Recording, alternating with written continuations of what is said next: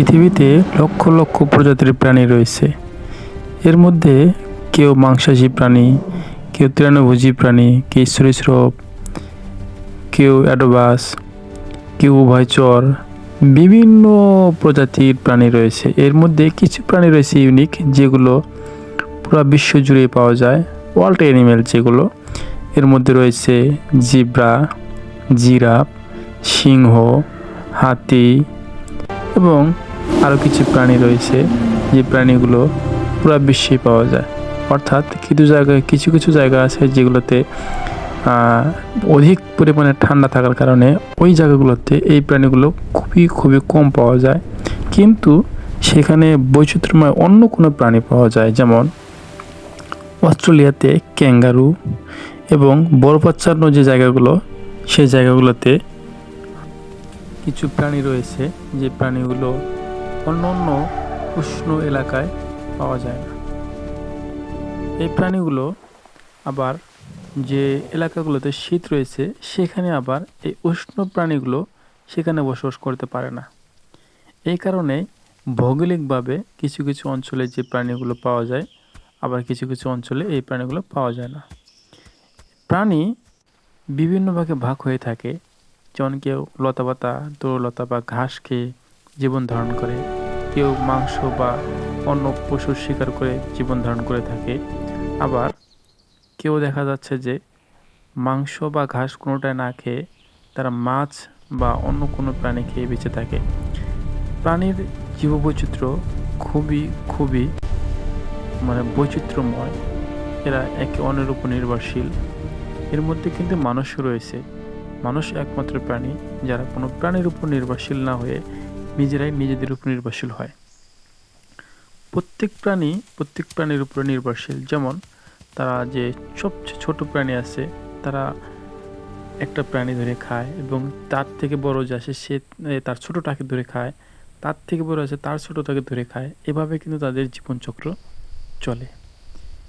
প্রাণী মধ্যে দেখা যাচ্ছে সবচেয়ে ভয়ঙ্কর এবং আগ্রাসী, রাগান্য এবং শক্তিশালী প্রাণী হলো সিংহ। এই সিংহ সব প্রাণীকে দমন করে রাখে এবং সিংহে বলা হয় বনের রাজা। এবং এর সাথে একটি প্রাণী রয়েছে, সেটা হলো রয়্যাল বেঙ্গল টাইগার, যেটাকে আমরা টাইগার বলে রাখি বা বাঘ বলে রাখি।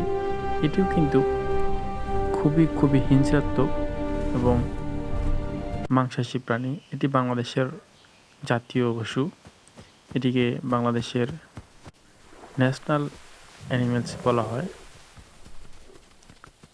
এটি আবার কান্ট্রি ভেদে ভিন্ন হয়ে থাকে। কোনো কান্ট্রিতে ক্যাঙ্গারু, কোনো কান্ট্রিতে যেমন হাতি, কোনো কান্ট্রিতে জিব্রা, গাধা, ঘোড়া, সিংহ, বাঘ ভিন্ন হয়ে থাকে। যেমন বাংলাদেশের বাঘ। এই প্রাণীগুলো খুবই আগ্রাসী হয়ে থাকে এবং এরা একটি প্রাণী ধরে অন্যটি প্রাণী খেয়ে থাকে। এভাবেই তাদের জীবনচক্র চলে। বাংলাদেশেরও একটা অঞ্চল রয়েছে যেখানে বিভিন্ন প্রকারের পশু পাখি পাওয়া যায়, যেমন সাতক্ষীরা, বাগেরহাট, খুলনা, বরিশাল, ভোলা। এই অঞ্চলটিকে বাংলাদেশের পাহাড়ি ভূমি বা সুন্দরবন এলাকা বলা হয়। এই এলাকাটাতে আমাদের বাংলাদেশের বসবাস করে। এখানে প্রায় 200 থেকে 300টির মতো বাঘ রয়েছে, তারা এখানে বসবাস করে এবং প্রায় 1000 প্রজাতির প্রাণী রয়েছে।